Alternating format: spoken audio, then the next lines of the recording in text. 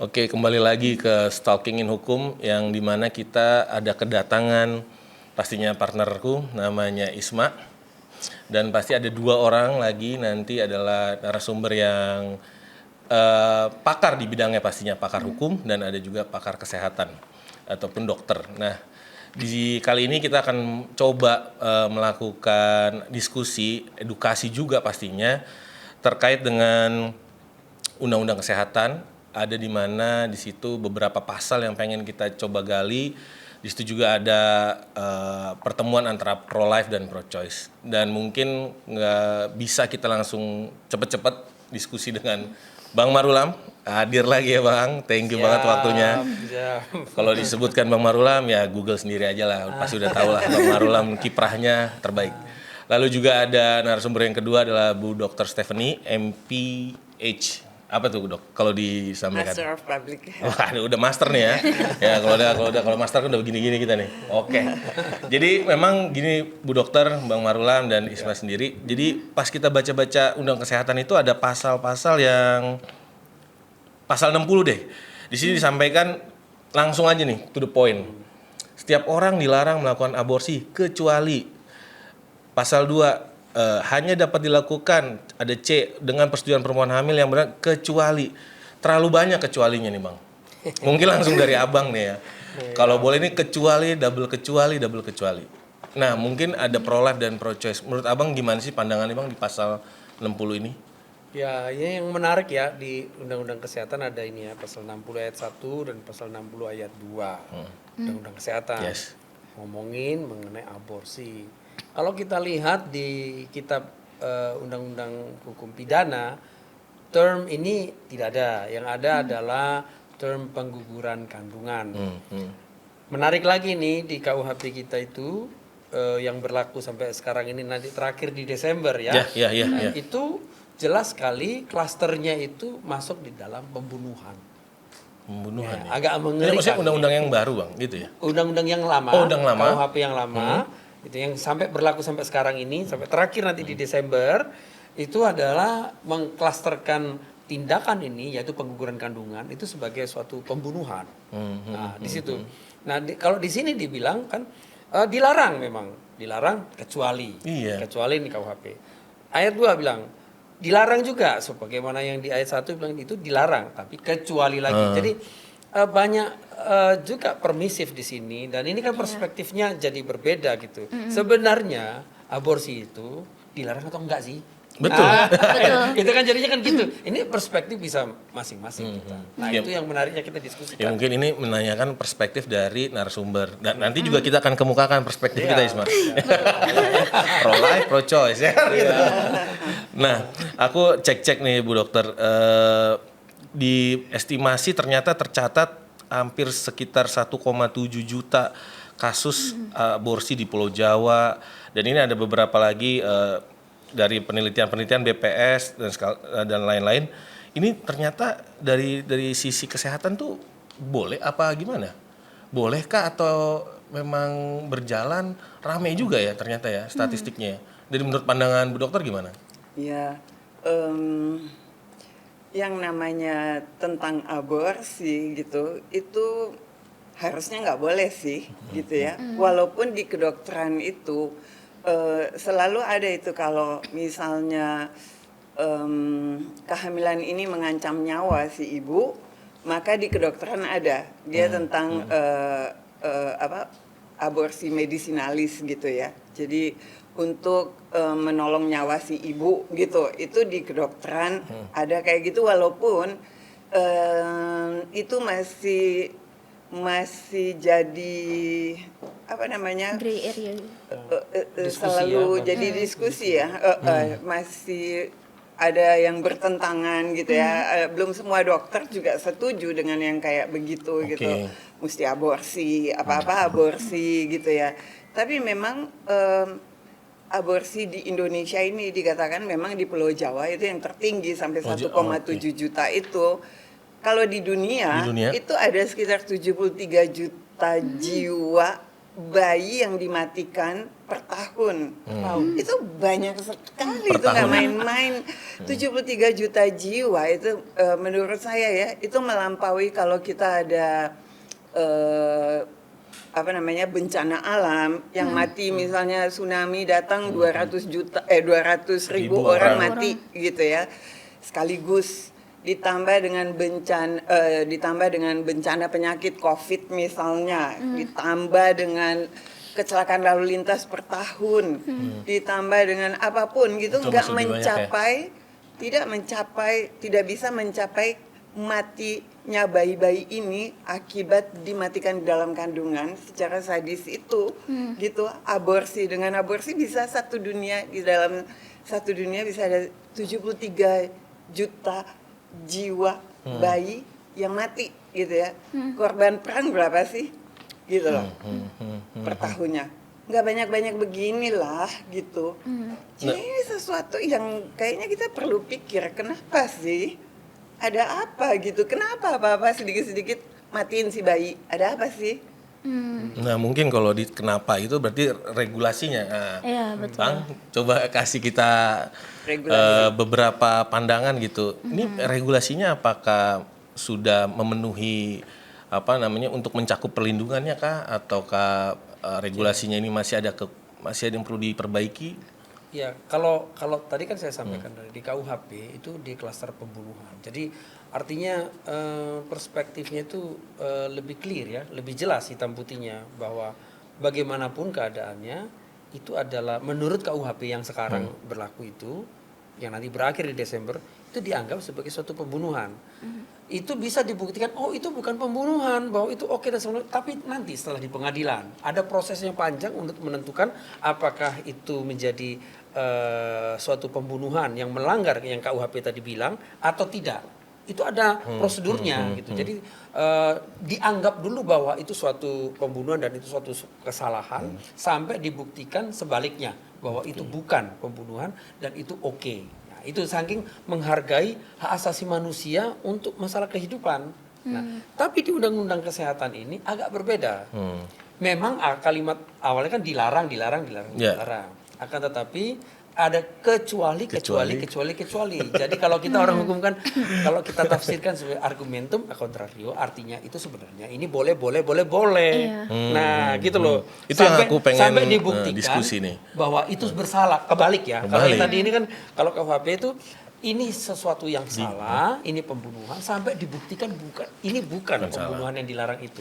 Nah, kalau yang Undang-Undang Kesehatan ini terbalik nih, bahwa kelihatannya nih kalimatnya itu adalah dilarang, tapi itu boleh. Jadi artinya itu boleh sampai dibuktikan sebaliknya bahwa itu adalah sesuatu pembunuhan. Nah, terbalik ini. Nah, itu tergantung perspektif bangsa ini untuk melihat ini kenapa bisa mengatur pemerintah kita juga mengatur dalam undang-undang kita seperti ini. Ini tergantung perspektif. Jadi kan undang-undang dibuat oleh DPR, oleh Presiden. Nah, sementara ini yang ada ini yang kita pengen diskusi ini ya. Ya, gitu.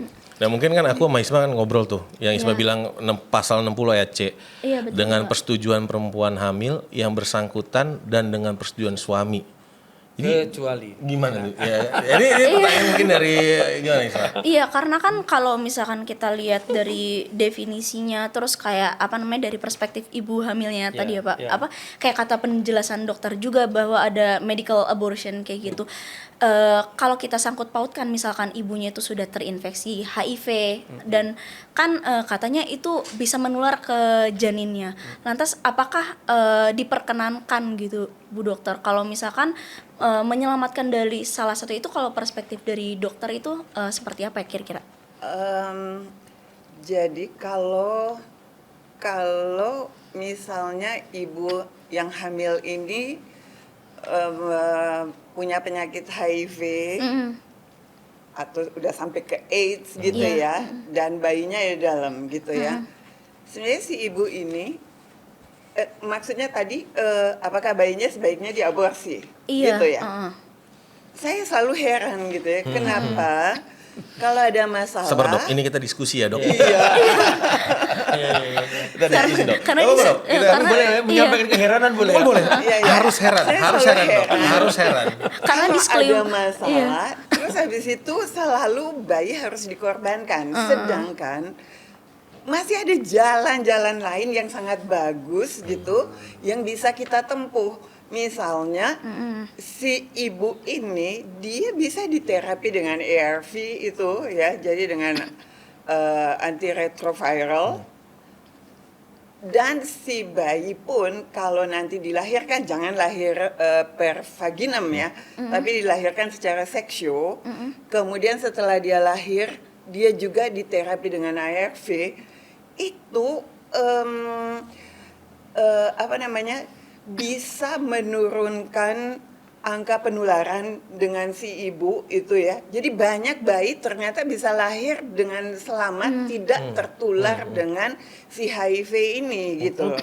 Justru bisa sampai angka di bawah 1% kalau ada tertularnya. Nah, kalau si bayi ini bisa hidup dengan sehat, kenapa kita mesti bunuh dia di dalam? Itu jadi satu tanda heran, itu keheranan.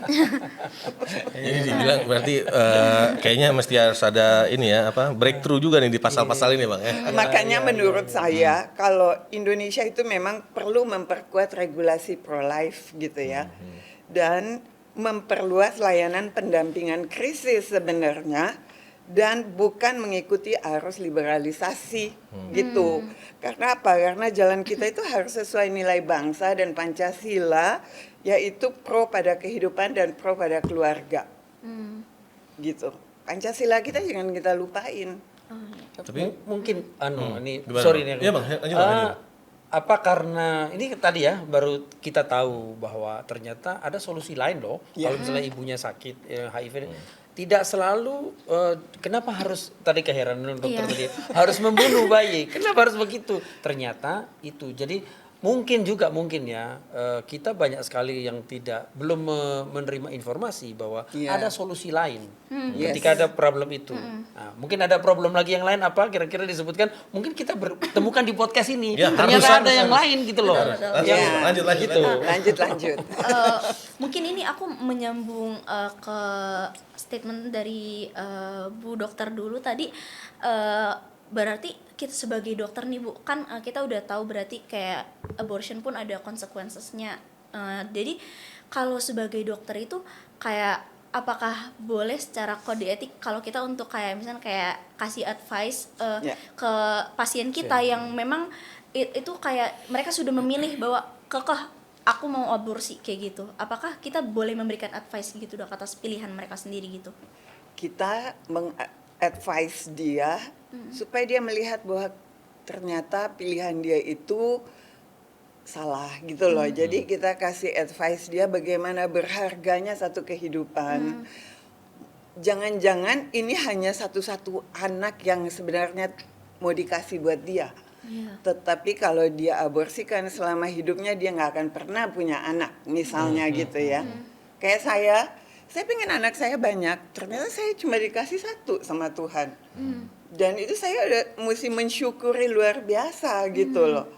Benar-benar anak kandungnya cuma satu. Ya. Nah, jadi gimana kalau saya dulu aborsikan itu dan kemudian sekarang saya nggak punya anak satupun gitu loh. Kan sedih sekali gitu. Tapi ya. kalau ini Dok, kalau kita sebagai lawyer kan ada kode etik yang memang kalau menolak kasus, ya Bang ya, bener gak sih? Bertentangan dengan hati nurani dan bla bla. Nah itu gimana kalau di Ada nggak kode etik? Di kedokteran ada juga gitu ya. Jadi kasih advice. Tapi di kedokteran misalnya si pasien bisa milih, oh aku mau ke dokter yang itu gitu ya. Saya nggak mau ke dokter ini. Si dokter juga bilang, saya pasien ini kayaknya lebih baik ke dokter yang lain. Saya nggak bisa nanganin kamu gitu loh. Jadi boleh juga gitu kayak gitu, nggak salah. Tapi kalau ada pasien yang datang, dia mungkin dalam kebingungan, nggak selalu loh dia itu udah pasti mau mengaborsikan gitu ya. Dia baru lagi bingung terus dapat masukan-masukan bahwa oh kalau kamu mau tenang hidupmu aborsin aja. Habis itu kamu selesai nggak punya masalah gitu ya. Dan jadi dia baru tahu satu itu gitu. Tapi waktu dia datang ke seorang dokter dan dokter itu bisa menjelaskan baik-baik bagaimana itu mulai aduh bagaimana ajaibnya penciptaan gitu ya. Jadi mulai dengan sperma dan ovum ketemu gitu ya. Sperma sekali dilepaskan masuk ke dalam alat reproduksi si perempuan itu ada sekitar berapa? Antara 200 juta sampai 600 juta normalnya. Nah, anggap aja manusia Indonesia laki-laki itu sekitar 400 juta sperma disemprotkan ke dalam liang vagina dan kemudian masih di liang vagina aja terkena asamnya vagina, terkena bas, terkena kekentalan lendirnya vagina saja, itu sperma sudah bisa mati ratusan juta juga di situ. Bayangkan, jadi sperma yang survive untuk bisa ketemu dengan si telur gitu ya, ditubah itu perlu perjuangan yang luar biasa. Harus spermanya sehat, kepalanya sehat, ekornya sehat, larinya sehat. Dan waktu dia ketemu dengan si telur gitu, pas ketemu dengan ajaibnya si telur langsung mengeras. Jadi sperma yang pertama masuk ke dia, dia lepasin ekornya, dia masuk ke dalam dan terjadilah keajaiban di dalam telur itu. Bagaimana nanti mulai terjadi pembelahan sel itu kan. 1 jadi 2, 2 jadi 4, sampai miliaran sel sampai dia lahir gitu. Itu bukan masalah hanya segumpal sel. Sejak sperma dan ovum ketemu, di sana sudah terjadi pembuahan atau konsepsi, di sana ada kehidupan. Nggak mungkin ada yang bisa lahir gitu ya kalau dia nggak melalui Proses ini. proses 1 menit 1 jam terus itu dia hidup gitu. Dia hidup itu dan nafas itu sudah ada untuk dia gitu di sana untuk berkembang terus gitu ya. Walaupun nanti nafasnya bisa kalau dia udah lahir baru dia nangis gitu baru itu jadi nafas seperti kita gitu. Tapi itulah, itu kehidupan yang begitu ajaib yang belum tentu kamu bisa dapatkan lagi gitu kalau kamu bunuh dia sekarang. Jadi bagaimana kalau sebaiknya dia didampingin, dia dikonseling dengan baik, dia dikasih tahu daripada kamu membunuh atau daripada kamu aborsiin dia, sedangkan di luar sana ada begitu banyak pasangan yang menanti-nantikan bayi tapi nggak dapat gitu. Dan mereka rindu walaupun nanti jadi anak adopsinya saya dan saya mau cintai dia dengan sebaik-baiknya gitu. Itu banyak yang minta gitu loh. Sampai sekarang kita pro life Indonesia gitu ya, dan kita sudah mengkonseling beberapa yang menghubungi dalam keadaan hamil dengan pacar dan akhirnya siap untuk aborsi gitu ya. Tapi habis itu dikonseling sama orang-orang pro life gitu, dan dikasih tahu bahwa ada loh tempat-tempat yang bisa mengasihi. Tapi, izin dok, sebelum ke tempat itu, kalau ini kan permulaannya oke. Tapi kalau dia korban, mungkin dari Bang Marlon dulu ya, dari hukumnya gimana kalau korban pemerkosaan? Ya. Itu gimana? Nah, kalau kita lihat ya di undang-undang kesehatan ini itu kan jelas ya dilarang. Tapi kecuali kalau 60 ayat 2 itu kan dibilang kecuali korban perkosaan. Bahkan kalau kita tafsirkan ayat ini dengan persetujuan perempuan hamil yang bersangkutan dan dengan persetujuan suami, kecuali artinya kalau dia korban perkosaan maka tanpa persetujuan dari ibu yang hamil, tanpa persetujuan dari suami boleh aborsi. Itu kan bunyinya. Kita tafsirkan dari ayat ini bahwa artinya boleh saja aborsi tanpa approval, tanpa persetujuan, tanpa pengumuman, tanpa apa-apa. Cuman kan jadi masalah lagi nih. Siapa yang bisa menyatakan bahwa dia adalah korban perkosaan?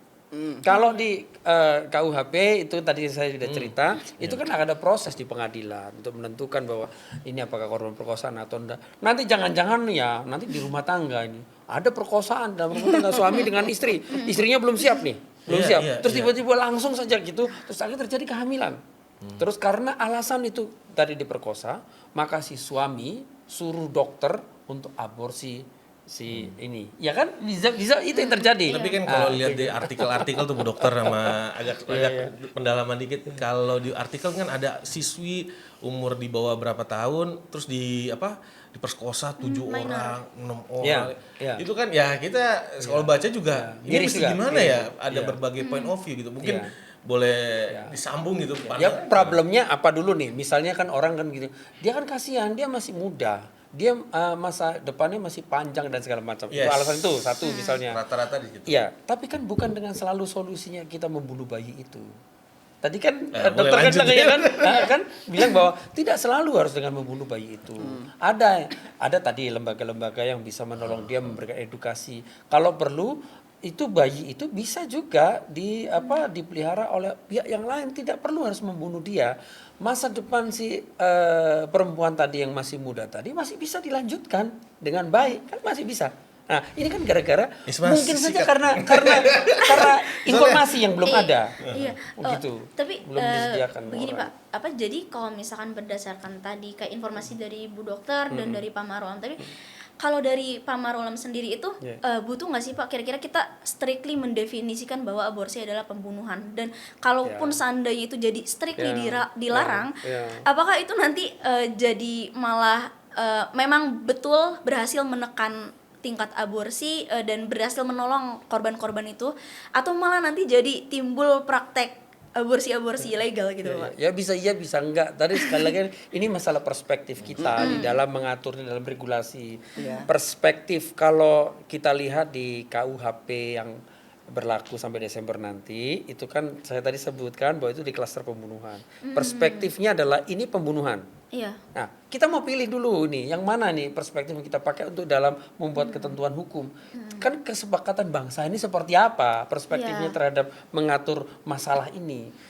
Ada kalau di Undang-Undang Kesehatan perspektifnya beda. Bahwa walaupun dibilang ini dilarang, tapi banyak kecualinya. Artinya ini boleh. Jadi tergantung perspektif. Kesepakatan kita saja seperti apa. Sebagian orang berpikir bahwa dalam usia tertentu bayi itu masih oke, dia belum ada kehidupan. Tapi sebagian kita punya perspektif berbeda. Nah, mari kita bangsa ini kan punya kesepakatan hukum seperti apa kebijakannya dalam mengatur hal ini. Nah, kembali kepada kita sih sebenarnya. Kalau dari Pak Marulam nih, berdasarkan statement yang tadi ya Pak. Jadi tuh menurut Pak Marulam ini kita seharusnya membentuk regulasi itu yang seperti apa sih? Apakah yang what most majority of people agrees, yang disetujui dan disepakati dan diaminkan oleh mayoritas, atau berdasarkan human rights kan jadinya Pak? Ini sulit nih. Sulit ini. Sekali lagi juga tidak selalu ya majority adalah suatu kebenaran, juga tidak ya. Sekali lagi walaupun tetap harus ada yang disepakati oleh bangsa ini seperti apa. Tapi kalau ditanyakan kepada saya punya perspektif sendiri, boleh ya, kalau kita tidak sepakat juga tidak apa-apa. Bagi saya kehidupan itu sudah dimulai dari sperma ketemu dengan ovum. Dari situ maka ada suatu kehidupan. Dengan konsep ini seharusnya kita tidak perlu mematikan dua-duanya ini hidup. Ibu dan bayi semuanya hidup. Pilihannya adalah dua-duanya hidup. Itu pilihan kalau dari sisi saya, sehingga mengaturnya dalam perspektif itu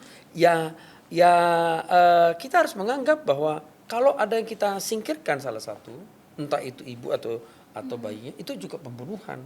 Itu kalau dari perspektif saya gitu. Walaupun mungkin agak berbeda dengan yang ada di Undang-Undang Kesehatan. Gitu. Tapi kalau aku kan tadi kan ibu dan anak hidup nih, ini namanya juga pertanyaan ya, orang nggak tahu yang nanya ya. Iyalah. Kan kalau yang aku tahu bayi itu hidup karena ada dari makanan dari si ibu. Jadi kan menurutku ya berarti punya kekuasaan penuh ya ada si ibu. Jadi sih kan ya kalau bahasa aku ya nebeng lah, nebeng hidup gitu. Jadi kan kita punya kewenangan atau konsekuensi yang lebih terhadap yang orang nebeng, namanya juga nebeng. Jadi kita punya hierarki tersendiri. Ya itu terserah yang punya kendaraan. Iya kan? Nebeng terserah yang punya kendaraan. Tahu. Ya sepahamku sih seperti itu ya. Kan dia hidup karena ada tali pusat atau gimana gitu menurut Bu Dokter? Dari sudut pandang menurut saya kalau kita orang normal gitu ya. Jadi aku nggak normal ya Dok. Silakan dok. Ini mungkin menjawab yang silakan dok. Ada 5 menit. Silakan. Iya, kalau kita punya power yang luar biasa itu harusnya kita bisa melindungi yang kurang powernya atau yang tidak punya power. Itu normalnya gitu loh.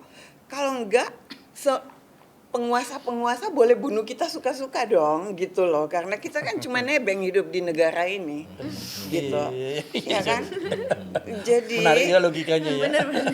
iya, jadi seharusnya kalau ini ada pemerkosaan oleh 7 orang berapa orang gitu ya, maka fokus kita harus menangkap yang melakukan pemerkosaan itu, bukan menghancurkan janin yang ada di dalam sebagai hasil pemerkosaan. Dia sendiri nggak minta, dia itu harus ada di dalam sini gitu loh. Dan kenapa dia yang harus dibantai-bantai, dan jangan pikir aborsi itu cuma gampang-gampang ya, cuma ya udah dikeluarin buang habis gitu loh. Dan kan belum ada kehidupan, masih baru kecil atau apa, enggak, itu udah ada kehidupan dan itu enggak segampang itu, dan dia itu manusia gitu loh, dia itu manusia. Kenapa kita seharusnya ibu yang hamil sebagai korban perkosaan dia lebih butuh pendampingan, dia lebih butuh dikonseling, ditenangkan, dalam ketakutannya itu mungkin kita ajak berdoa sesuai keyakinannya masing-masing gitu ya. Dia lebih perlu mendapatkan manajemen krisis gitu, krisis manajemen ya, dan rumah aman. Dan opsinya adalah sudahlah, kalau kita mengaborsikan dia saat ini, nanti ada luka baru lagi yang akan kamu alami, bukan cuma karena jadi korban dari perkosaan itu, tetapi kamu korban jadi pembunuh. Lebih baik dilahirkan, dan ada kok yang mau merawat dia. Ada loh. Ada nanti, dok ya? Oh ada banyak. Tahu nih soalnya. Rumah aman, ada orang-orang yang penuh dengan cinta kasih yang akan merawat dia, yang komitmen. Mereka itu kita bisa berkunjung ke rumah-rumah itu. Oh itu bisa saya ajak. itu legal itu. Legal. Wah ada ya. Jangan-jangan ini bro. Banyak sekali kita memang kurang informasi. Kurang informasi tentang ini tadi ya. Contohnya ada rumah aman, apa segala macam. Ada rumah Ruth kalau nggak salah ya di Ada rumah Ruth di Bandung, gitu. di Bali, ada Pondok Hayat di Surabaya, di Kupang. Itu yang memang punya intensi untuk. Iya, ada rumah amannya Katolik gitu ya. Itu ada banyak. Dan ada orang-orang yang yayasannya mereka peduli dengan menyiapkan popok-popok bayi, makanan bayi, apa semua yang si yang hamil itu nggak punya gitu loh. Ya, karena kan banyak kejadian gitu ya. Dan jangan-jangan nih banyak anak-anak muda kawan-kawan kita tuh juga nggak tahu aborsi itu ngapain sih? Nah, itu dia. Diapain sih? Ya, ini Aborsi teknisnya. Itu kan kadang-kadang nggak tahu loh, kurang informasi juga. Selain tadi ada rumah Ruth dan segala macam. Itu kurang informasi. Mungkin habis ini kita lebih dalam ya bang ya. Oke. Dan secara hukum juga, aku juga penasaran sih. Aku baru tahu ternyata ada safe house gitu ya. Iya, itu dia. Saya juga takjub saya. Iya, begitu memang. Jadi kita kasih dukungan, kasih pendampingan, psikososial, healing ya, semua itu ya, supaya healing traumanya dia dan sebagainya. Dan kita lihat bayi-bayi yang korban perkosaan pun bisa mengucap syukur waktu dia dewasa bahwa saya kok nggak dimatikan, saya kok nggak dibunuh ya gitu, kok mama saya begitu tough, begitu hebat sampai mau melahirkan saya, walaupun saya belum tahu di mana mama saya karena saya diadopsi orang gitu, tetapi saya bisa merasakan cinta kasih mama saya mengalir di dalam saya. Karena dia tidak bunuh saya. Betapa besar cinta kasih dia. Nah gimana itu? Jadi nggak selalu kita harus berpikir ke sisi aborsi. Jangan aborsi. sedikit bunuh, jangan sedikit bunuh. Mungkin itu new perspective sih Bu buat teman-teman yang Gen Z. Iya, Ini iya, aku iya. disclaimer I don't speak for all Gen Z, Iya, tapi iya, iya. tapi mungkin beberapa Gen Z tuh ada yang punya pertanyaan-pertanyaan sama kayak aku gitu. Aku tertarik banget sama statementnya dari Pak Marwan. Tapi ini boleh dijawab sama Bapak sama Bu Dokter juga ya. Tadi kan Pak Marwan bilang tuh ada perkosaan dalam rumah tangga. Iya. Iya. Questionnya tuh lebih ke kan konsekuensi dari kehamilan ini biologisnya ditanggung oleh perempuan ya Pak. Jadi untuk mencegah kayak ada pasangan-pasangan yang masih labil kayak gini, terus dia malah aborsi itu dijadikan justifikasi untuk irresponsibility-nya dia ini, menurut Pak Marulam atau Bu Dokter tuh apakah penting ya kita kayak apakah boleh kita upayakan kayak kontrasepsi atau KB itu untuk laki-laki gitu, karena kan sebagaimana kita ketahui perempuan itu hanya bisa mengandung 1 kali dalam setahun ya, 9 bulan 10 hari kan, tapi laki-laki itu kan kayak nggak ada waktu yang lama seperti itu untuk memperbarui sel reproduksinya. Itu gimana tuh perspektif dari Pak Marulam dan Bu Dokter juga? Kalau itu mungkin kayaknya Bu Dokter dulu deh yang jawab gitu ya. Ya, kalau dari sisi hukum kan kita tergantung ini hukumnya seperti apa gitu. Tapi kalau perspektif dari Bu Dokter aja dulu ya. Kalau menurut saya kita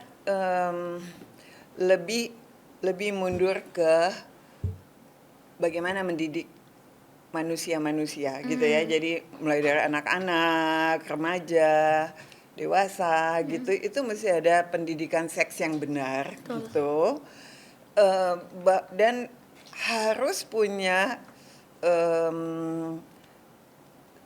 harus tahu bahwa seks itu hanya boleh setelah dia menikah gitu dengan satu perempuan gitu loh. Dan satu perempuan itu hanya dengan satu lelaki gitu. Jadi bukan seks itu boleh diumbar-umbar kemana-mana. Terus habis itu kalau gue lagi suka sama dia, gue tidur sama dia. Kalau pokoknya gampang lah. Nanti kalau hamil ya aborsi, kalau enggak kita minum obat-obat pencegahan lah atau segala macam. Si laki-laki mau di steril kek, mau di segala macam gitu ya.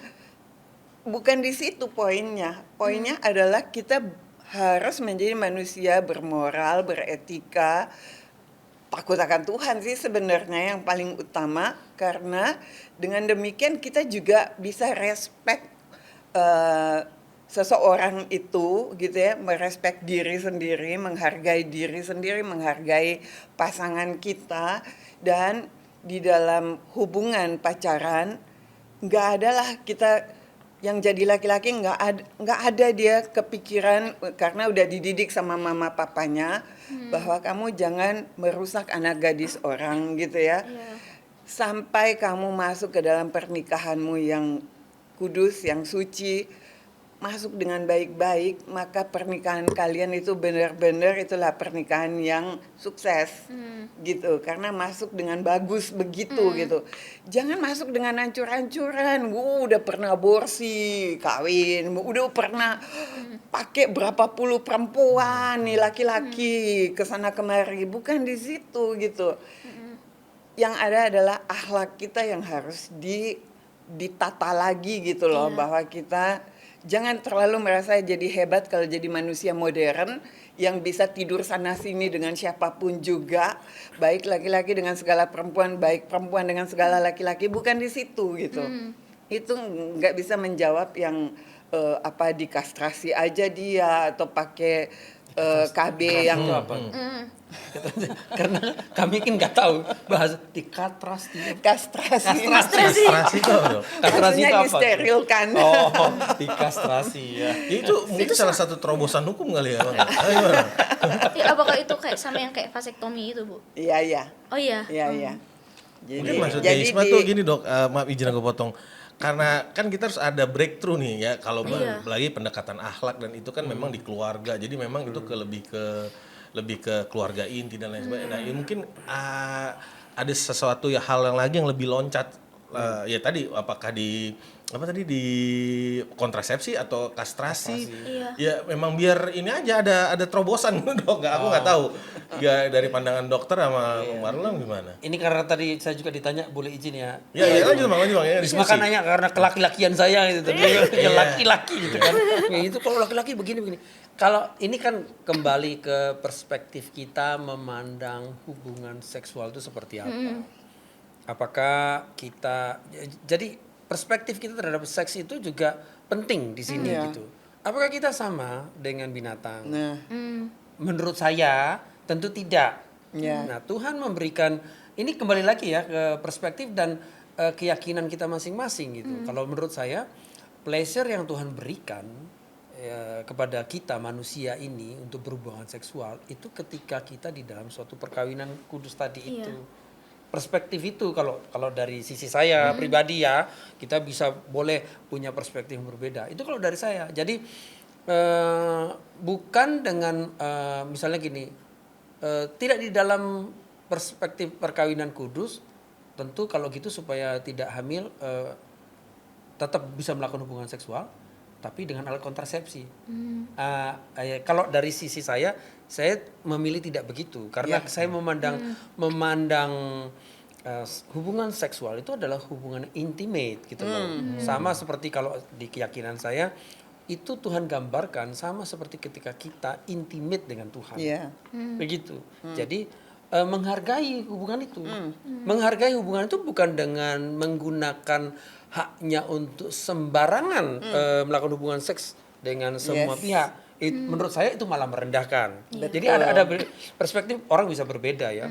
Ketika dia mengagung-agungkan seks itu terus dia berpikir bahwa saya bisa melakukan hubungan seksual dengan banyak orang. Itu karena pengagungan saya terhadap seksual gitu. Dan itu adalah ada artnya sendiri. Itu seni dan segala macam. Itu boleh-boleh aja. Tapi kalau bagi diri saya tidak gitu. Hubungan seksual itu adalah intimate sama seperti hubungan kita sangat intim sekali dengan Tuhan gitu. Yang artinya tidak ada pihak lain di tengah-tengah kami, tidak boleh ada. Nah, sama seperti hubungan suami istri, kebetulan saya kan sudah menikah gitu. Jadi ya begitu. Hubungan saya sangat spesial dengan istri saya. Dan itu tidak boleh ada orang yang bisa menginterrupt itu.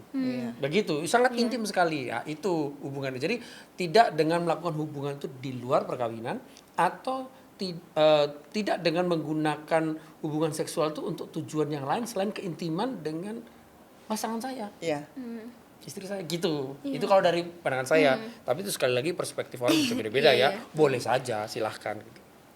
Ini nggak ada kaitan sama hukum ini. Ini kan diskusi. Berarti tadi kalau ada kayak perkosaan di dalam rumah tangga, rumah tangga itu mungkin kalau dari segi hukum kayaknya kita harus lebih mencari definisi yang tepat mungkin ya Pak, kalau untuk memberikan perlindungan hukum yang equal gitu. Yang tadi itu bisa saja benar yang Isma bilang, tapi kaitannya dengan pasal 60 ayat 2 tadi kan, bahwa ketika ngomong perkosaan ini harus clear dulu nih, karena ada juga possibility perkosaan di dalam sebuah rumah tangga ketika istrinya tidak siap dan segala macam. Atau juga bisa suami diperkosa oleh istri juga bisa juga. Ya kan? Kalau istri hyperseks bisa juga. Suami diperkosa istri terus kemudian maunya diaborsi dan segala macam. Ada juga gitu seperti itu. Ini kan kita lagi tadi bicarakan pasal 60 ayat 2. Kalau itu aborsi, siapa yang bisa mendefinisikan, menentukan bahwa tindakan itu suatu perkosaan atau tidak? Itu kan suatu problem tersendiri. Sehingga akhirnya masuk ke dalam apakah memerlukan approval atau tidak di dalam aborsi. Nah ini permasalahannya jadi berentet gitu loh dari pasal 60 ayat 2C itu kan dari undang-undang apa kesehatan. Memang bisa ya suami memperkosa istri atau istri memperkosa suami, bukannya kan mereka sudah menjadi satu daging gitu ya? Ini dari perspektif saya orang hukum misalnya kan ada ketika belum siap, tidak siap misalnya si suami atau si istri menolak lagi nggak siap lah di posisi itu gitu, besok aja lah gitu, tapi capek macam-macam alasannya itu, tapi maksa gitu kan, possibility itu ada dokter, maksud saya gitu. Jadi bukan hanya, kalau menurut saya bukan hanya Mungkin perkosaan itu dari belum sampai di tingkat perkosa kali ya. Ya. Belum kalau perkosaan itu udah gawat banget gitu loh. Ini kan suami istri ya, gue lagi nggak siap gitu ya, lagi nggak siap. Jangan itu suaminya tetap maksa, tapi itu masih belum sampai diperkosa lah itu namanya kali. Iya, iya. Gitu. Ya itu kita diskusikan bisa, tapi artinya dua individu entah itu laki-laki perempuan bisa melakukan tindakan hukum yang sama, kan itu intinya. Iya betul. Kan sekarang tuh banyak ya orang terutama mungkin yang younger generation itu tuh kayak ada frase itu my body my choice gitu kan. Keren. Iya my body my choice, terus kayak men shouldn't be making rules about women's body. Jadi kalau berdasarkan concern mereka terkait hal ini, negara tuh ada batasan gak sih Pak untuk mengatur tentang tubuh orang itu? Kayak ibu yang mengandung tadi diatur, kan itu badan dia ya Pak yang mengandung. Apakah negara juga berhak mengatur terkait hal tersebut gitu? Negara itu kan mengatur secara umum. Tentu kalau hal-hal yang pribadi-pribadi misalnya kayak suatu keyakinan tidak bisa memaksakan, pilihan ada di kita gitu. Itu kalau yang pribadi seperti itu urusan kita misalnya dengan Tuhan gitu. Itu kemerdekaan masing-masing orang. Kalau tubuh kita ya mungkin hukum hanya mengaturnya secara umum. Misalnya orang yang satu tidak boleh menghilangkan nyawa orang lain, misalnya gitu. Dia cuma sebatas sampai di sana, gitu. Yang berlaku semua general, artinya tidak pribadi isma sendiri yang kita atur, nggak boleh negara masuknya cuma isma doang. Maksudnya isma sebagai manusia, tapi diatur secara umum semuanya. Oh ya berarti pemisahan pembedaan hak individu sama hak yang umum gitu ya? Iya, dan nggak bisa gini mengatur gender. Iya. Ini hanya untuk perempuan, ini hanya untuk laki-laki, nggak bisa begitu, kan equality before the law. Iya. Jadi semuanya sama rata. Jadi hal-hal yang pribadi yang sangat pribadi seperti kayak misalnya keyakinan, tentu negara nggak bisa masuk. Tapi misalnya menghilangkan nyawa orang lain yang secara umum, nah itu diatur. Nah, kalau kaitannya dengan aborsi, ya faktanya ada pasal 60, ayat 60, ayat 1 dan ayat 2. Kenyataannya begitu. Nah, kita bisa tafsirkan macam-macam. Apakah ini bisa masuk ke pembunuhan yang pribadi sekali itu? Yaitu kesepakatan kita. Kebetulan DPR sama Presiden menentukan seperti ini ketentuannya. Gitu. Jadi rasanya kalau kita semua itu setuju bahwa perempuan itu berhak atas tubuhnya sendiri, gitu ya. Tapi jangan salah, sejak terjadi pembuahan di dalam rahimnya dia, itu berarti sudah ada tubuh baru di situ, gitu kan? Ada tubuh baru yang hidup di dalam diri dia ini. Ini udah jelas bukan perluasan tubuh si ibu. Iya. Karena ini unik banget gitu ya. Karena bayi itu dia punya DNA yang unik sendiri, dia punya sidik jari sendiri, dia punya golongan darah mungkin beda dengan ibunya. Dia punya banyak faktor yang beda dengan si ibu. Jadi dia bukan extension dari ibu ya? Bukan perluasan. Tapi dia itu satu pribadi sendiri lagi gitu yang harus dihargai kehidupannya gitu, yang nggak boleh sembarangan tuh. Ini my body is my choice gitu, nggak bisa kayak gitu. Tetap nggak ada choice-mu di situ gitu. Karena dia sendiri lagi, dia cuma pinjam rahim kok buat tinggal di situ. Itu kalau gitu. Tadi itu my body is my choice, si bayi juga bisa bilang my body is my choice juga. Kan kesamaan hak. Gitu. Iya, makanya itu new perspektif tuh, karena kan pendekatan dari younger generation ini kan selalu base-nya tuh human rights. Mereka lupa kalau misalnya kayak kita perempuan itu kita tubuh kita sendiri, tapi kita membuat recreate ada another body gitu loh di dalam tubuh kita itu. Mungkin itu sih yang bisa kita highlight ya dari. Ya kalau kita pakai logika yang tadi kita pakai bahwa pembunuhan. Semua dan gini, semua punya hak yang sama. Yang satu punya kehidupan, yang satu punya kehidupan, ibu punya kehidupan, anak juga bayi punya kehidupan. Mereka punya hak yang sama. Kalau kita ngomong kesamaan hak ya. kita kan nggak bisa juga hilangkan haknya si bayi tadi. Iya. Benar-benar. Agak kita bertolak belakang nih dengan konsep kita tadi bahwa semua punya hak masing-masing. My body is my choice. Dia bilang Iya. begitu. Lah si bayi juga bilang sama juga, Mam. My body is my choice. Kan gitu. Gimana dong? Benar-benar. Gitu. Iya, sama-sama punya hak. Iya. Itu menarik sih, apa namanya, itu kacamata baru sih buat aku, karena Oh, kan gitu kayak ya. karena kan mungkin orang tuh akan selalu mikirnya ya apa, bayi ini kan vulnerable dan dia belum punya kayak suara sendiri, belum bisa ada decision sendiri Orang gitu kan. selalu anggap dia sangat kecil dan boleh dibuang gitu Iya, loh. jadi karena kan dia belum ada power apa-apa, tapi Sampai dokter Stefan ini bisa dibuang sampai gini dia. Sampai tenang. Ya, Bisa dibuang ini. tapi memang perspektifku sih memang lihatnya ya balik lagi Bang ya, dia ada kan karena kewenangan kita gitu. Jadi ya mungkin kita agak-agak sedikit di persimpangan lah Bang. Oh, ya, gitu, ya. gitu. Ya namanya juga keyakinan masing-masing. Ya, ya. ya kan? Jadi maksudnya gimana? Karena saya memberi kewenangan itu ada di saya awalnya, artinya saya punya kuasa untuk memberikan menghilangkan. kuasa. Gitu maksudnya? Iya, Atau gimana maksudnya, bro? kurang lebih. Gitu. Enggak. Iya. Gitu ya. Enggak begitu ya. Biasanya hak selalu datang dengan tanggung jawab. Gitu ya. Jadi negara dan masyarakat juga wajib melindungi hak perempuan, tapi juga wajib melindungi hak si anak yang ada di dalam kandungan. Karena bayi pun manusia.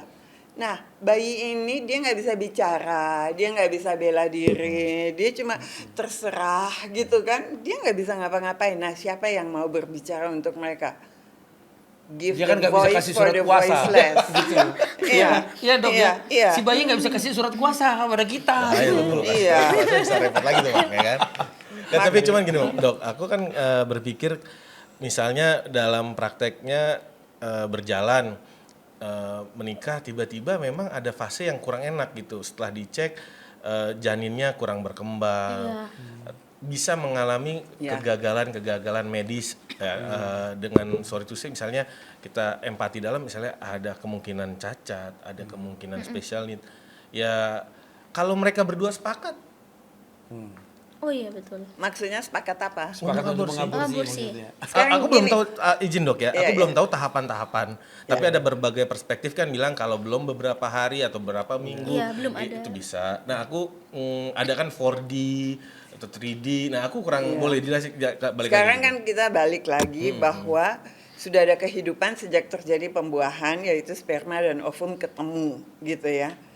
Dalam perkembangan di dalamnya ternyata terjadi kecacatan juga misalnya gitu. Nah, apakah bayi cacat tidak punya hak untuk hidup? Nah, kalaupun dibilang misalnya, iya tapi dia nggak punya tengkorak kepala, otaknya terburai misalnya gitu. Nanti juga kalau dia lahir juga bakal mati. Ya kenapa nggak biarin dia lahir dan dia mati sesuai waktunya yang menciptakan dia, Dan belum tentu mati juga. dan belum tentu mati juga. Tapi gini Dok, boleh kita diskusi lebih dalam lagi Dok ya. Kalau misalnya pilihannya memang antara ya istri atau anak. Ya aku nggak tahu sih, aku bukan dokter soalnya ya. Ini kan andai. Kalau orang hukum kan suka andai Bang ya kan. Kalau misalnya harus dipilih antara si istri ataupun si anak bayi gimana gitu, yang aku juga bingung. Maksudnya kehamilannya mengancam nyawa si ibu. Kurang lebih di dalam fase-fase mungkin ya memang bisa Karena ada diaborsi juga itu. yang bayi cacat, dia lahir-lahir aja ibunya aman kok. Oke. Gitu, nggak selalu bayinya cacat terus ibunya bahaya banget gitu ya, nggak juga gitu.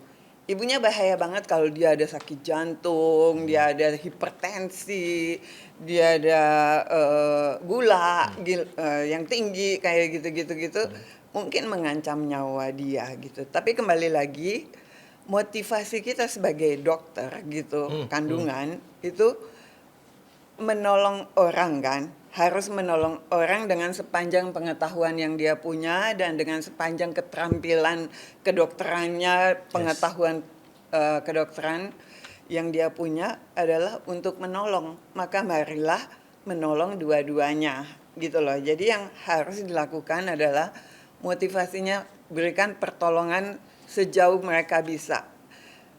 Dengan pertolongan yang sudah dilakukan, kemudian terjadi kematian yang seperti tadi kita sudah bahas, apakah ya bayinya tetap ternyata meninggal, ibunya hidup. Atau ya justru bayinya hidup, ibunya meninggal. Atau dua-duanya meninggal. Atau malah dua-duanya hidup. Soalnya ada banyak kasus ya ini. Ya itu kita tidak dipandang salah oleh yang menciptakan gitu. Oleh Tuhan tidak dipandang salah karena motivasi kita adalah kebaikan, adalah menolong. Tapi kalau dari awal-awal ada masalah, wah yang ini mesti kita matiin ya, yang ini ya supaya hidup. Itu salah, itu dari motivasi aja udah salah.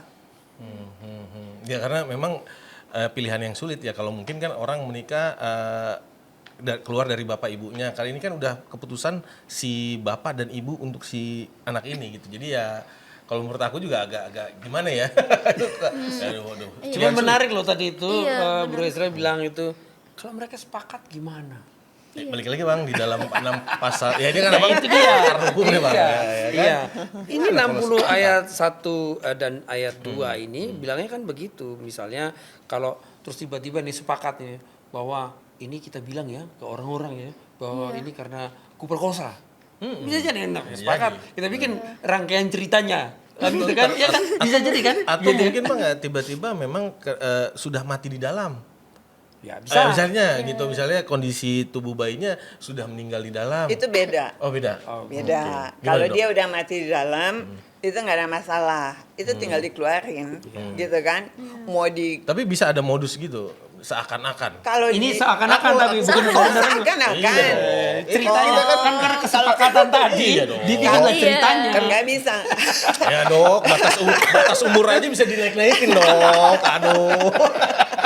Tapi jadi gini, kalau seakan-akan dokternya juga biasanya nggak mau. Tidak mau gitu. Kita jangan lupa sama dokternya. Ada dokter loh. Ya kan ada oknum Dokter dok. punya Ada oknum, apa Dok. namanya? Kata kunci oknum ini Ada paling enak. oknum, tapi ada dokter juga yang dia juga punya sumpah kedokteran. oh ya.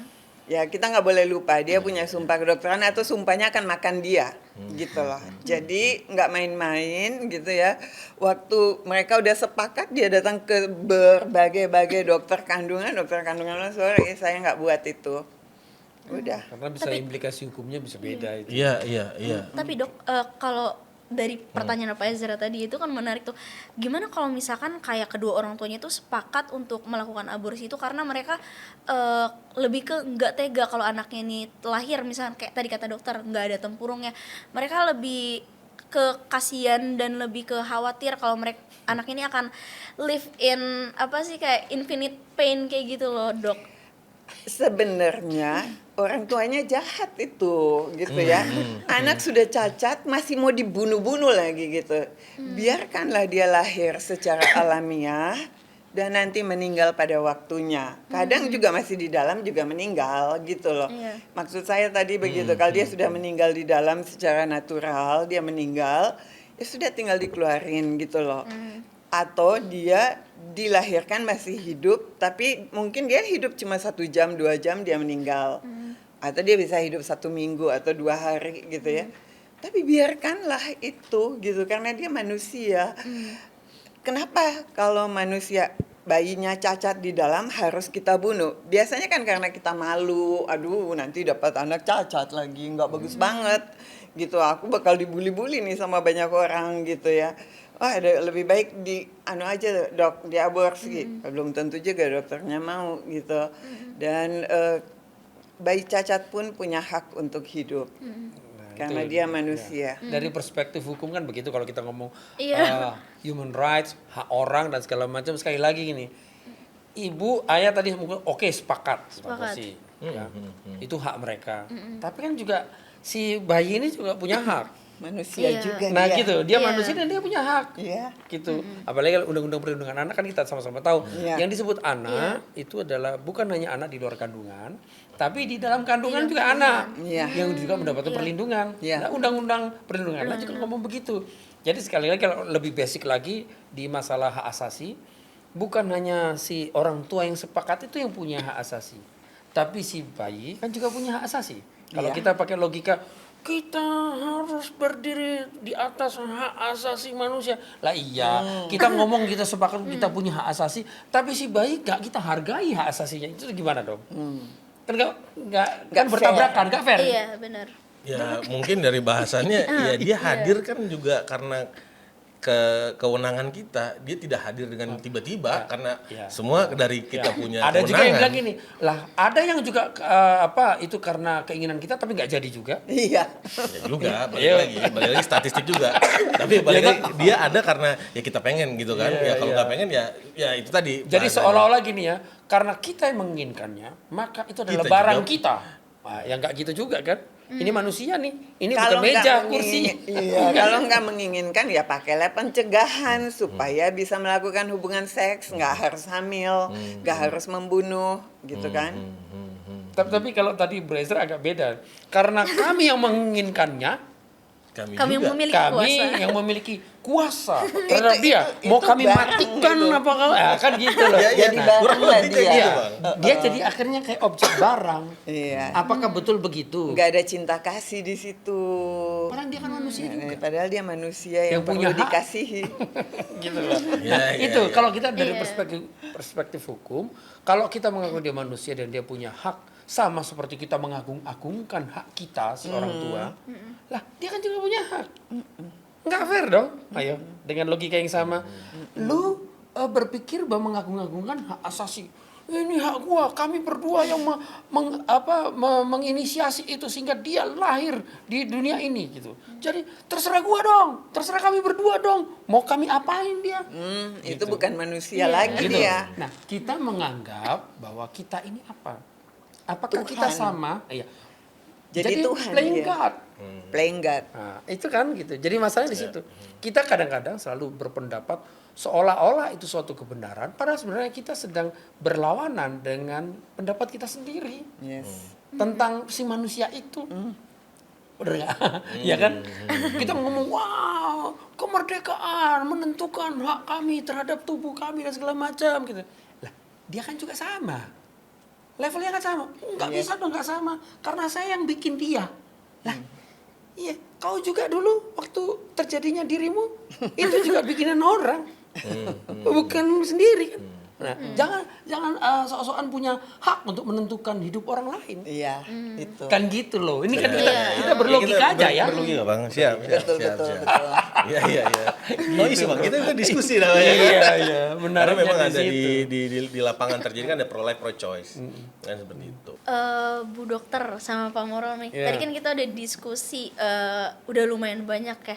Jadi kan kita bisa come in conclusion kalau both the baby sama ibunya itu sama-sama punya equal rights.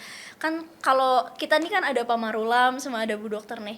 Kan kalau dihukum pasti ada konsekuensinya kan Pak. Kalau misalkan kayak aborsi dilakukan dari perkosaan.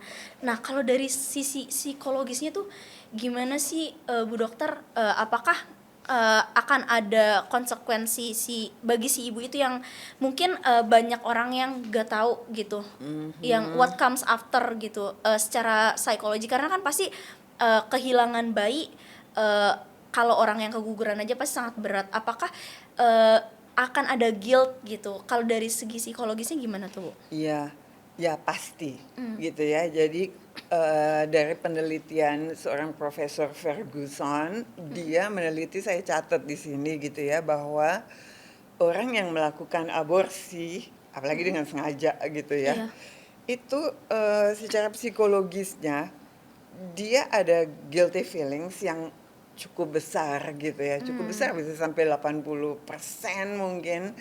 Kemudian itu bisa kebawa sampai ke mimpi-mimpi buruknya dia, seperti kubur-kubur bayi pada terbuka kalau dia tidur gitu ya. Terus habis itu bilang, mama engkau pembunuh, mama engkau pembunuh, bisa kayak begitu gitu. Karena dulu saya juga punya pasien yang datang, dia udah nggak bisa tidur berbulan-bulan, dan sampai jadi stres banget gitu, stres banget. Dan waktu dikorek-korek kenapanya, tadinya cuma banyak alasan yang lain, tapi akhirnya dengan pendekatan dan konseling yang baik gitu, baru dia nangis, baru dia bilang, sebenarnya dok, 5 bulan yang lalu saya mengaborsi gitu ya, saya mengaborsi bayi saya karena pacar saya ninggalin saya setelah itu, yang kayak begitu deh, ya terjadi gitu. Nah, kalau dari Prof. Ferguson, dia juga meneliti bahwa setelah misalnya perempuan ini kemudian menikah nanti gitu, 59% dari mereka itu nggak bisa menikmati lagi hubungan seks. Oh. Ya, ngeri juga ya. Maksudnya itu kan salah satu juga untuk kedekatan dia dan suami gitu loh. Dan dia nggak bisa menikmati. Terus dia merasa kehilangan harga diri itu sampai 82%. Ya itu dari kasus-kasus itu. Dan 41% bisa memakai obat-obat terlarang, narkoba dan sebagainya. Lari ke sana, Pak Marulam ya. Kemudian ada orang yang secara psikis dia sedikit apa aja jadi histeris itu bisa sampai 51% dari kasus gitu, dan yang kemudian yang mau bunuh diri 20% lebih gitu. Itu dan negara, yang berhasil bunuh diri juga. Negara maju tuh dok ya, kalau negara berkembang. Suka nggak di global. statistiknya kadang kita masih kacau di sini gitu ya. Bukan berarti nggak ada, itu kan Iya, bukan bukan nggak berarti ada. Biar di data aja. Negara maju begitu kayaknya. Ya negara begitu. berkembang, kan? Sedangkan resiko untuk jasmaninya aja gitu ya, efek jangka Physical pendeknya damages. setelah melakukan aborsi, bisa dia merasa sakit yang intens di saluran reproduksinya dia gitu ya. Kemudian bisa terjadi kalau dokternya juga pas lagi kelelahan dengan pekerjaan masih bikin aborsinya, dia mungkin ketusuk gitu ya. Jadi bisa terjadi kebocoran-kebocoran dari uterus, bisa tembus ke usus, bisa tembus ke kantong kencing, segala macam itu, dan perbaikannya sulit loh itu. Bisa terjadi pendarahan yang banyak sampai menimbulkan shock, bahkan kematian gitu ya. Bisa terjadi infeksi di dalam rahim yang juga bisa membuat sepsis atau infeksi menyeluruh dan kematian juga. Bisa terjadi infeksi dinding vagina dan sebagainya, dan juga yang jangka panjang bisa terjadi keguguran berulang nanti pas dia pengen hamil beneran, udah nikah beneran, ternyata gugur. Karena apa? Karena rahimnya itu yang dulu udah dibikin aborsi kan udah kegaruk-garuk ya. Jadi apa namanya? Bekas-bekas. Jadi kayak buah advokat yang digaruk gitu. Itu ada di mana di situ Gitu, dok. dinding-dindingnya itu sudah tipis banget karena sudah selalu dibegituin. Akhirnya kalau nanti ada sperma dan ovum ketemu, misalnya dia nikah baik-baik dan mau ada anak gitu, nempel itu udah nggak bisa, langsung gugur gitu ya, karena udah nggak bisa untuk bernidasi di situ. Seperti itu. Jadi akhirnya dia sendiri yang rugi ya, nggak bisa punya anak, jadi mandul.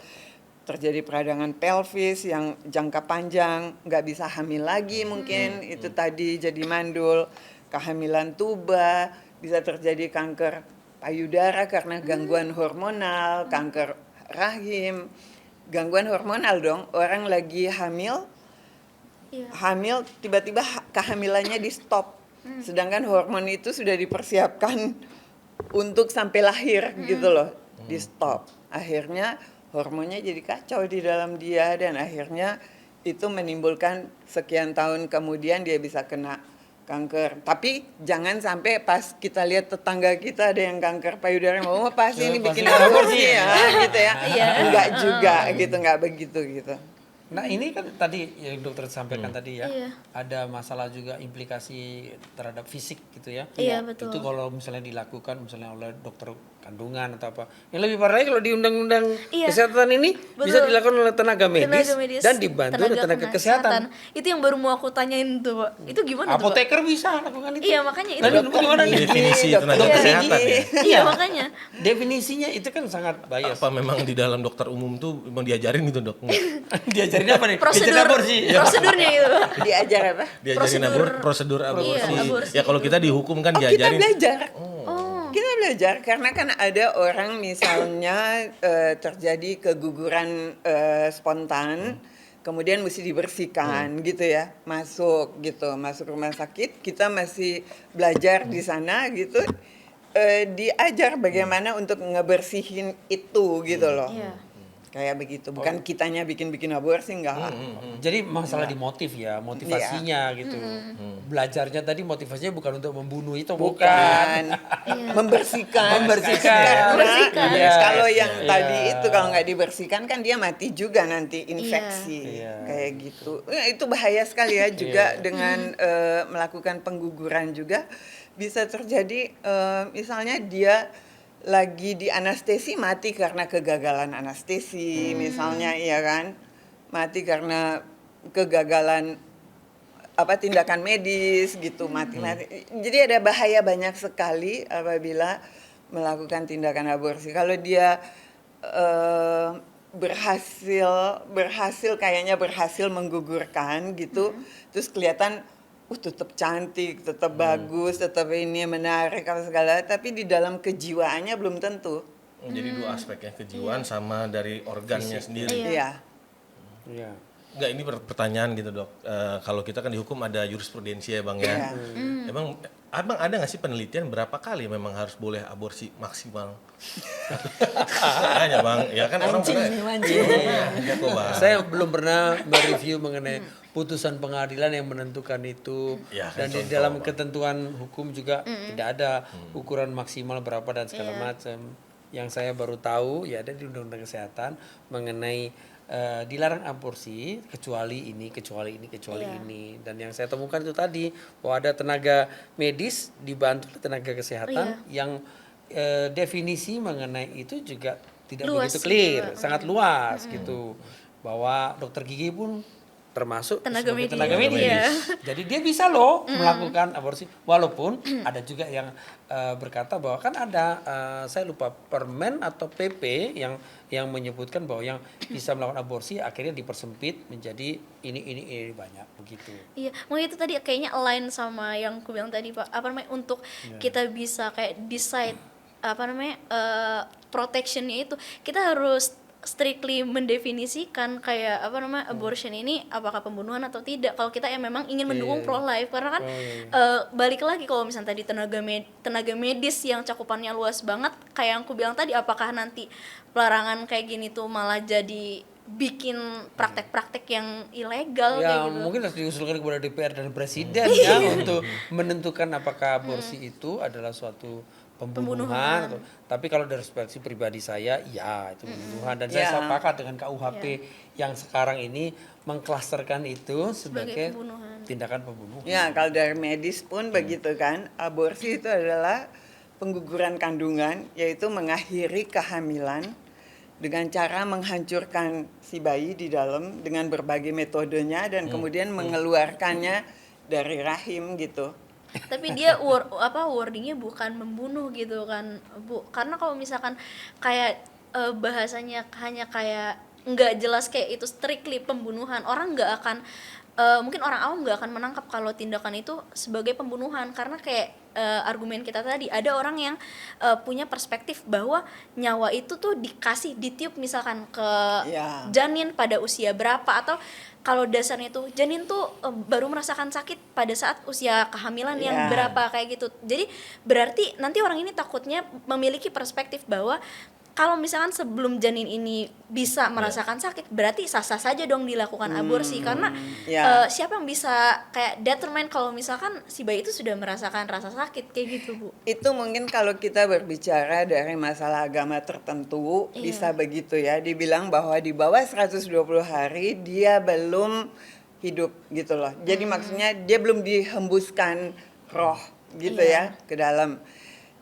Tapi kan kita adalah orang medis gitu. Kita orang medis yang langsung melihat dengan nyata. Lepaskan dulu ya dari agama gitu ya, tapi semua agamanya si dokter itu apapun juga, dia orang medis, sehingga dia ngelihat kenyataan bahwa waktu terjadi konsepsi, di situ sudah terjadi kehidupan. nggak bisa dilawan itu, nggak bisa dilawan sama agama apapun juga gitu, nggak Terjadi bisa kehidupan dilawan. atau baru mau mulai Iya, hidup? Sudah terjadi kehidupan. Kita nggak bisa main-main kata-kata. Sudah terjadi kehidupan gitu kan. Dan memang untuk masalah rasa sakit dan sebagainya gitu ya, itu sistem sarafnya itu kan lagi dibentuk. Iya. Dan dia mulai sejak dia usia 5 minggu gitu ya, 5 minggu itu sebulan lebih lah gitu ya, 5 minggu kesananya di situ sistem sarafnya itu sudah komplit terbentuk gitu, sehingga waktu dia mulai diputus-putusin, dimutilasi, di segala macam, ditusuk, disedot, di segala macam, dia itu bisa merasakan kesakitan yang luar biasa sekali, yang nggak kebayang sama kita. Kalau kita lihat nanti filmnya gitu, kita lihat bagaimana dia kesakitan, atau dia disuntik dengan obat atau apa gitu ya, langsung ke sistem pernapasan, ke saraf, ke otak. Itu dia kesakitan luar biasa sekali. Nah, siapa yang akan berbicara bagi mereka yang nggak bisa bicara gitu, yang nggak bisa bela hidupnya, yang sebenarnya kita yang powerful ini harus melindungi mereka yang seperti itu, karena dulu kita juga sempat seperti mereka loh. Untung orang tua kita nggak aborsin kita kan. Coba kalau kita ada sedikit masa, orang tua kita sedikit aja ada, gue capek kalau mesti 9 bulan, nggak ada isma gitu, dia aborsi aja gitu. Tadi kan definisi yang tadi membunuh kalau di KUHP kita kan menghilangkan nyawa orang lain. Jadi memang nggak ada kata membunuh. Tapi ketika ada tindakan yang menghilangkan nyawa orang lain, entah caranya seperti apa, itu dalam klaster yang tadi itu saya sebutkan itu pembunuhan menghilangkan nyawa orang lain, gitu. Jadi itu masalah cara saja, gitu. Dan mengenai tadi itu apakah sudah ada nyawa atau tidak ada nyawa, belum ada nyawa. Nah, itu kan perdebatannya di situ. Ya, tapi kalau dari sisi kedokteran tadi disampaikan Dr. Stephanie itu ketika bertemunya sel sperma dan ovum itu sudah terjadi pembentukan bertambah sel. Nah, itu ada kehidupan. Itu bisa proven tuh dok ya? Iya banget. Itu dari sisi kedokteran, terlepas dari agama apa saja. Gitu. Karena gini dok, kalau di dunia hukum kan ada 10 pendapat sarjana, 11 yang terjadi. Ya kan? Point of view-nya dari mana-mana dok. Nah, aku nggak tahu kalau di dunia kedokteran. Ya takutnya begitu dok. Itu benar-benar bisa dibuktikan. Nggak ada dokter yang bisa ngelawan itu. Terlepas agamanya apa. Karena dia mesti belajar dari konsepsi juga gitu kan, terus sampai 9 bulan. Maksudnya ada kehidupan tuh kan ketika berkembang dari 1 sel, 2 sel, 3 sel sampai ribuan sel, begitu ya, miliaran sel. Nah, itu maksudnya ada kehidupan. Kalau nggak ada kehidupan, pasti berhenti itu. Misalnya dari 1 sel tuh udah berhenti sendiri, nggak berkembang segala macam. Nggak ada kehidupan. Ya, karena kan pasti banyak orang yang beda-beda kan mendefinisikan adanya kehidupan itu, entah ada yang dari konsepsi atau dari adanya heartbeat kan. Ada heartbeat. Makanya itu. Kalau dari sisi kedokteran tadi itu pembentukan sel berkembang itu kehidupan. Ya, kalau pakai 4D agak mahal tuh dok. Dia duduk, wah itu kedengeran banget tuh. Sayang mahal tuh. Di puskesmas kayak nggak ada tuh 4D. Iya. Mungkin gini dok, kalau kita lihat dari aspek budaya ataupun sosial, kan emang apa nggak bisa dibenarkan aborsi ini untuk menyelamatkan keluarga besar dan segala macam. Maksudnya nama baik gitu. Ini diskusi ringan aja, gitu ya. Walaupun aku tahu sih dokter ngomongnya pasti enggak ya. Siapa tahu ada berubah lagi. Kan, gitu. Mungkin bisa kita goyang kan, berubah pendapatnya gitu. Karena kan dibalik pro choice kan ada juga. Gitu. Karena kan yang pro choice itu biasanya argumennya juga kayak yang aku bilang tadi, kerugian biologisnya kan pasti di perempuan gitu ya dok. Apa nanti dia yang menerima kayak dicap sebagai apa, yang kena sanksi sosial itu kan mostly yang perempuan. Itu perspektifnya lebih gimana? enak kan kalau laki-laki nggak ada buktinya gitu. Iya, nggak ada buktinya, nggak ada jejaknya, tak ada celahnya. Kalau perempuan kan nggak bisa disembunyikan. Iya, secara apapun juga sebenarnya hindarilah pembunuhan gitu ya.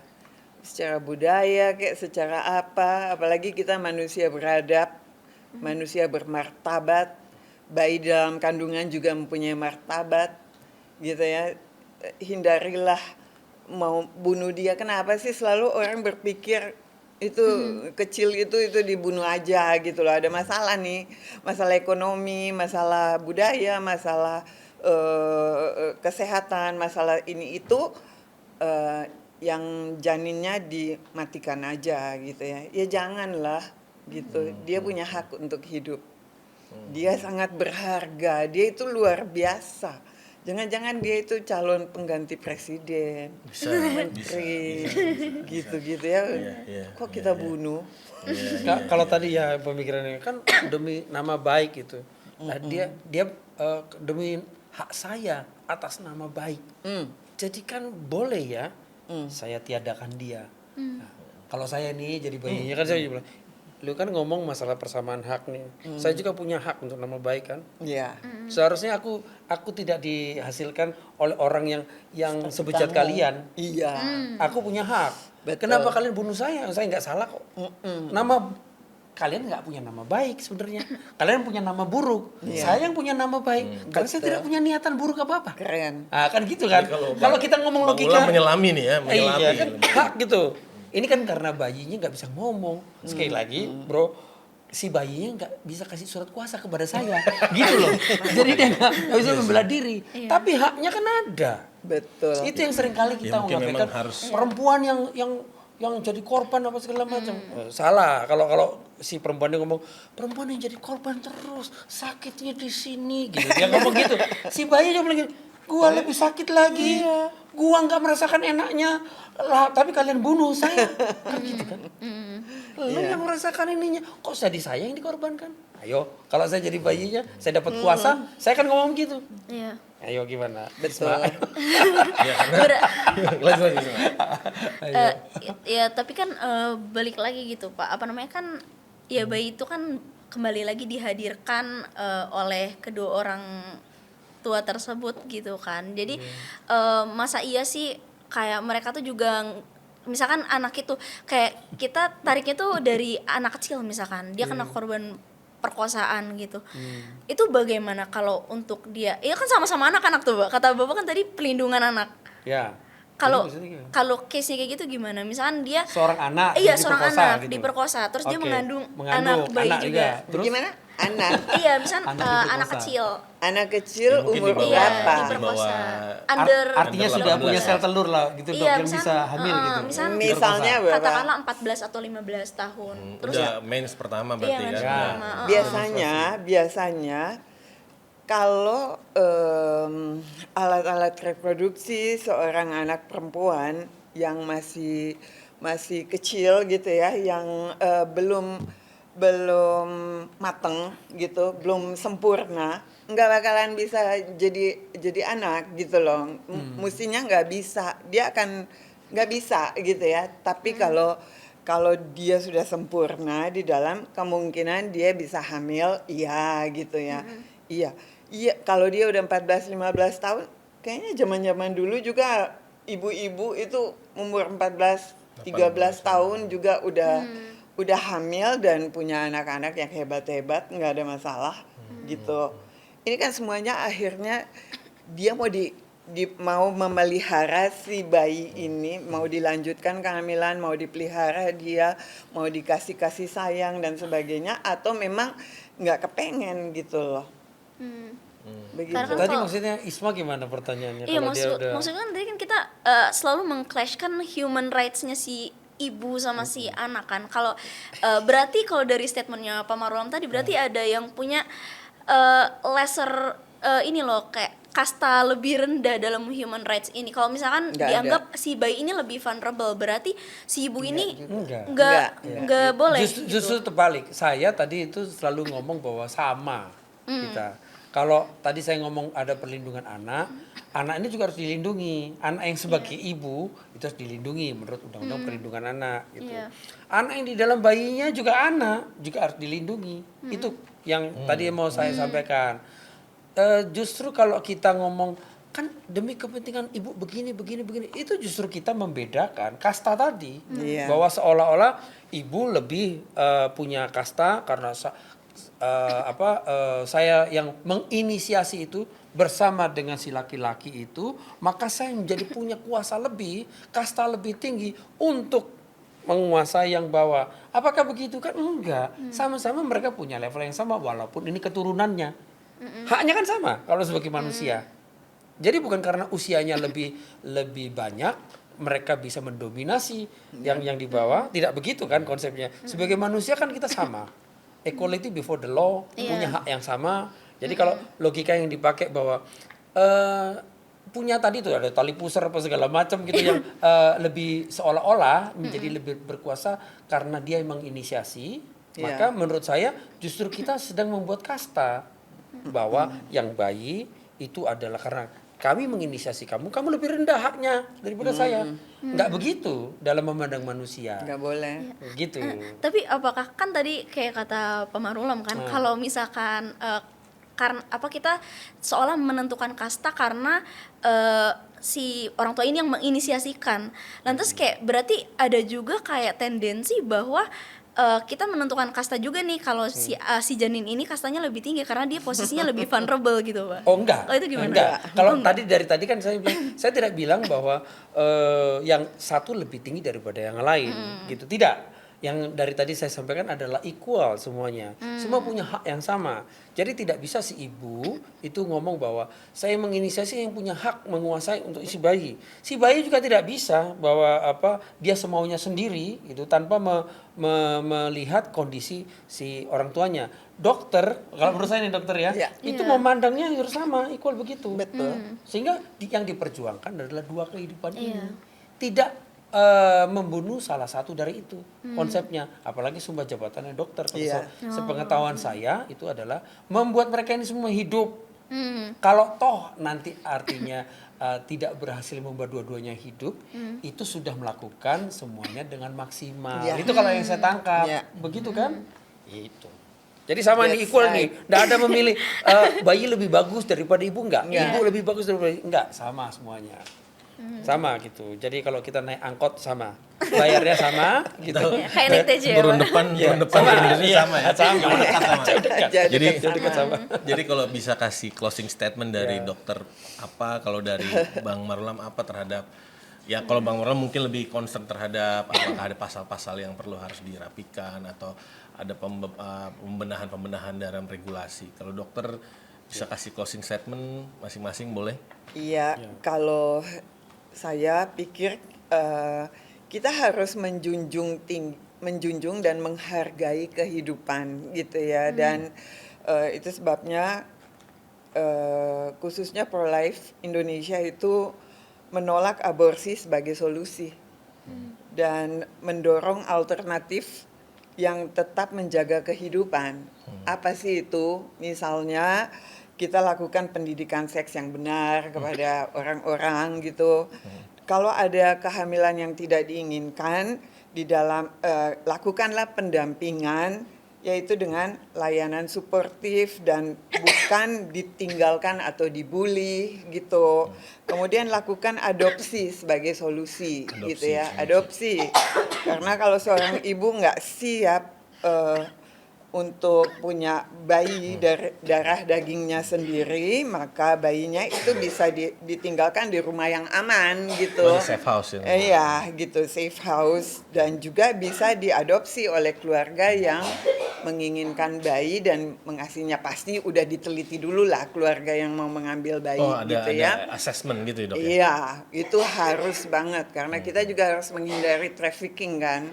Seperti itu. Jadi ingat, kita dipanggil untuk mencintai kehidupan, merawat kehidupan sejak dari kandungan sampai dengan selesainya hidup. Seperti itu. Dan semoga pesan ini mengingatkan kita semua untuk selalu memilih kehidupan, karena kehidupan itu adalah anugerah Tuhan yang tidak ternilai.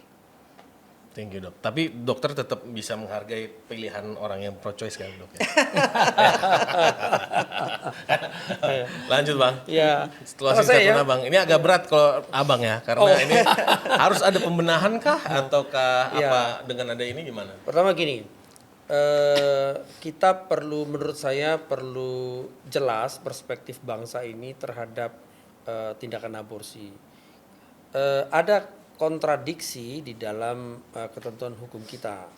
Yang satu misalnya memandang bahwa hidup itu harus diperjuangkan, konstitusi kita bilang begitu. Nah, ini agak berbeda konsepnya dengan yang di Undang-Undang Kesehatan. Undang-Undang Kesehatan itu konsepnya walaupun teksnya adalah ini dilarang, tapi kecuali.